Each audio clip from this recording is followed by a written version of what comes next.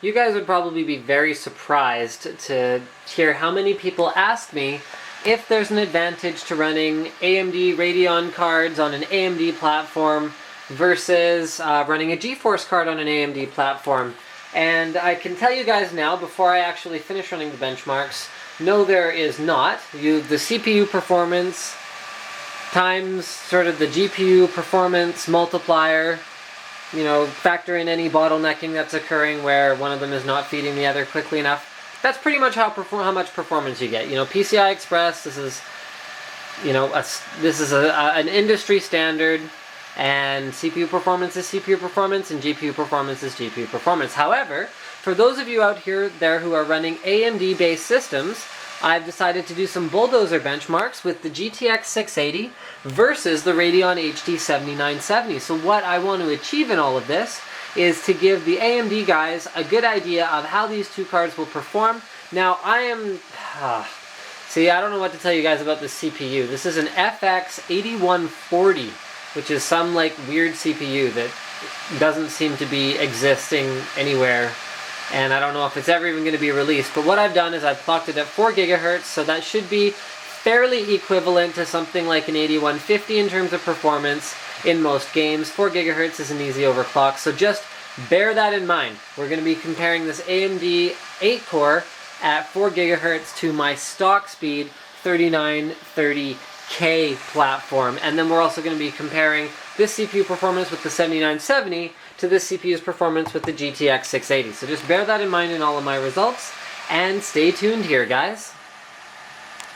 Just so you guys know, if you didn't watch my regular performance review with my 3930K platform on LGA 2011, I am using all ultra maximum settings other than maxing out the anti-aliasing, which I've got pegged at 4x, which for me is a pretty comfortable setting at 1080p. I find that reduces most of the jaggies for me personally, so since I'm the one doing the video, I guess I get to pick things like that.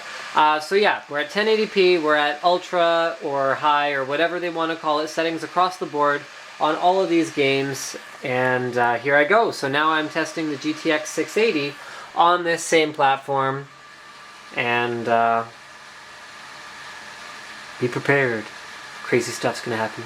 Alright guys, well, results are done, so I guess you can kind of hang with me while I rearrange the spreadsheet a little bit. So I'm just going to hide some of the less relevant rows, and we're just going to stay focused on Bulldozer 680 versus 7970, and then we're also going to pare all of these down to just the 680 and the 7970 on the 3930K platform. So these are using all of the same testing methodologies other than changing the CPU and changing the RAM. So the 3930K has 16 gigs of RAM and this one has only 8 gigs of RAM, although I really can't imagine that'll make a difference in anything other than power consumption. So the 3930K should be at somewhat of a disadvantage because it does have more RAM on board it. Other than that, I think we're pretty darn near identical here. This is a Crosshair 5 formula, and never mentioned that before, from ASUS.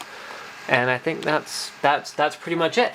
So here we go. So idle power is pretty darn close. I would say this is within margin of error for both of these systems. So they're very close that way. And once again, I can't say necessarily that my results are, you know, I should put like quotes here. Yeah, it's an FX-8150 because this is a 95 watt TDP CPU, so I don't know how much of a difference that's going to make to things like idle power consumption. So grain of salt, guys, grain of salt. 3D Mark 11 scores are pretty much not affected. This is, yeah, very, very close. But we do see a slight performance decrease on the AMD platform. Over here, I didn't take temp readings this time around because this is just card temperatures. I don't really care about that the second time around.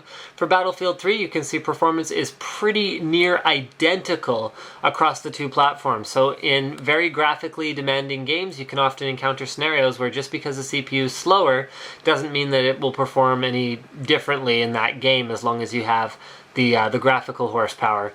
Another thing to bear in mind is that Battlefield 3's Frostbite engine is heavily multi-threading aware, so the fact that this is 8 cores versus 6 may be making a difference for it. Hard to say at this point in time. Crysis 2, we see a fairly significant drop in performance going from the 3930K to the FX-8150. We see about 10%, and this is consistent on both the GTX 680 and the 7970. The Witcher 2 sees very similar performance. I would consider this to be sort of pretty close to margin of error here, guys. Dirt 3 sees a significant performance drop on both the 680 and the 7970 moving to the other platform, although the 680 takes a bigger hit than the 7970 for some reason. Batman Arkham City is pretty darn close, especially on the 680, and takes a bit of a hit on the 7970. Finally, Skyrim just falls off a cliff with the Bulldozer CPU versus using the 3930K, so you can see this is just a disaster.